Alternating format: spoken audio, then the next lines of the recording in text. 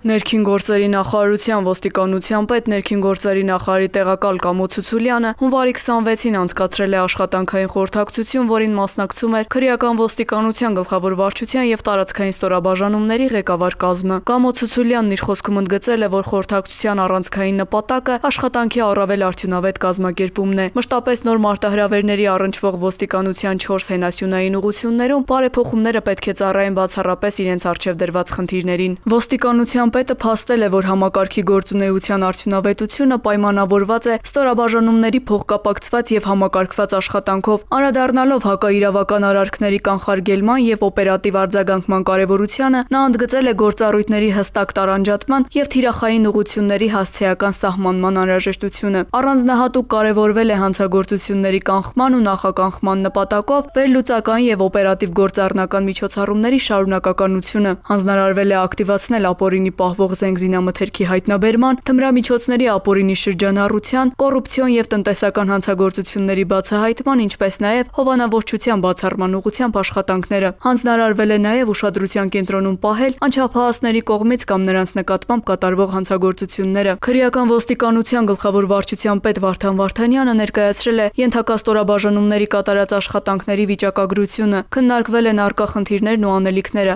կարևորվել է բոլոր օղակներում կատարողական կարգապահության բարձր մակարդակի ապահովման անհրաժեշտությունը։ Ավարտին ոստիկանության պետը հորդորել է ցուցաբերել բարձր նախաձեռնողականություն եւ համագործակցային մոտեցում, ընդգծելով, որ տարածքային ստորաբաժանումներն ամենամոտն են կանգնած լոկալ խնդիրներին, ուստի պետք է ներկայացնեն անվտանգության մակարդակի բարձրացմանն ուղղված գործուն լուծումներ։